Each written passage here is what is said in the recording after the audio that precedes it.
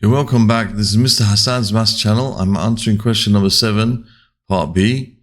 This is question 7, part B from the May-June 2020 Pure Mathematics P3 paper this is from Cambridge 9709, the Pure Mathematics 3 paper, International A-Level.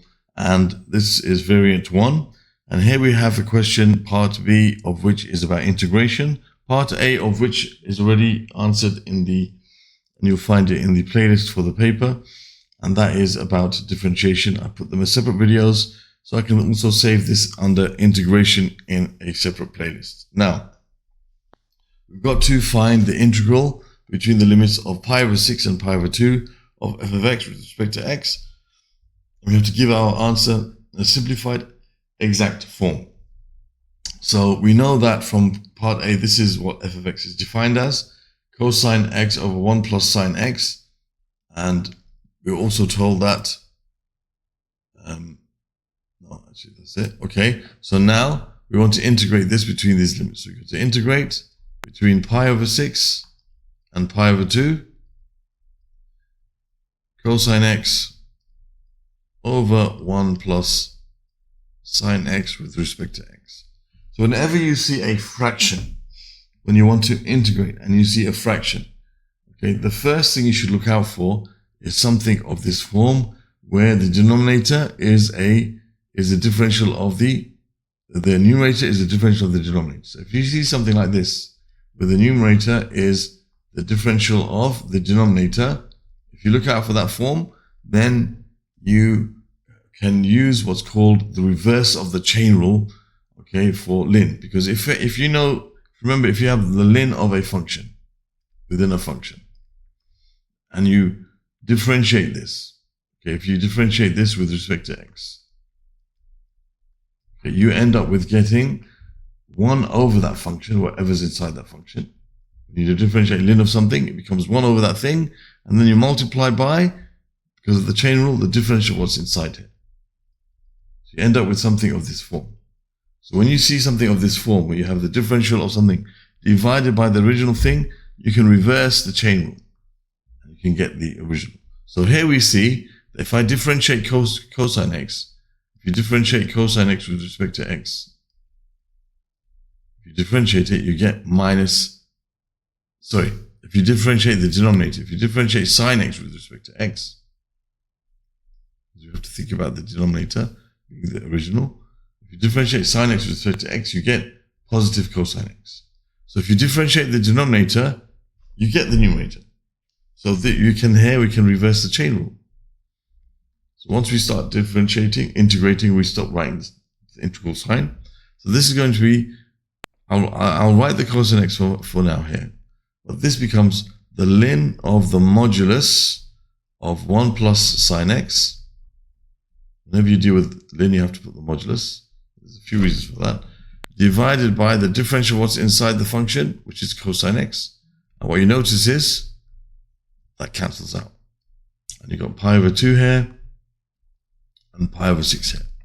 Right? So if you wanted to check that our answer is correct, if I differentiate the ln of the modulus of 1 plus sine x with respect to x, I end up with whatever's inside here. It's going to be 1 over whatever's inside here, because ln of something. 1 over 1 plus sine x times the differential of 1 plus sine x, which is cosine x, which gives us exactly what we started with. Okay, so let's just write this now a bit neater. So you're left with the ln of the modulus of 1 plus sine x between the limits of pi over 2 and pi over 6. So now we have to calculate the value of this. So that's going to give you the ln of the modulus of, you're going to have 1 plus the sine of pi over 2 minus ln of the modulus of 1 plus the sine of pi over 6.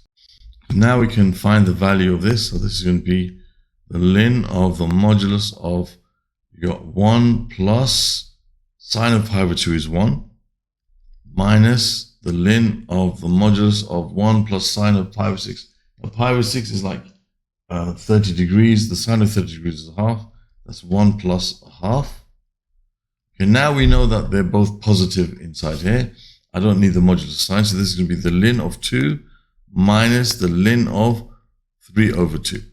Okay, this is where we have to remember now the laws of logarithms. What we should understand is the ln of A minus the ln of B is the ln of A divided by B. Very important.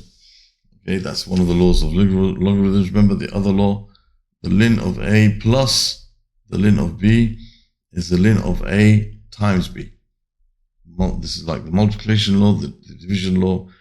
Very important for us to remember that these are like, logarithms are kind of the inverse of exponents. So the laws of exponents kind of like work the same kind of way here. So this is going to be the ln of 2 divided by the ln of 2 divided by 3 over 2. You combine into one logarithm.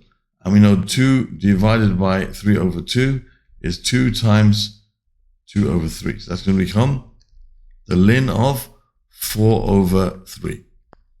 Okay, the ln of 4 over 3. Okay, so there we have our answer in its simplified form, the ln of 4 over 3. Okay, this is combined together as one logarithm. And there we have our answer in exact form. Don't write it as a decimal here. We don't find this value and write it and round it. They want exact form. So there we have the answer for question number 7, part B, which is all to do with integration and reversing the chain rule. Okay, so that concludes this question. Other questions from this paper, including 7A, can be found in the playlist. That will be linked at the top of the page at the end of this video. Other questions from the topic of integration, especially integration from P3, you'll see in general the playlist here. And here, integration by reversing the chain rule, there will be a special playlist here for those type of questions. And you can subscribe to my channel by clicking on the link at the top. Thank you for watching and see you soon.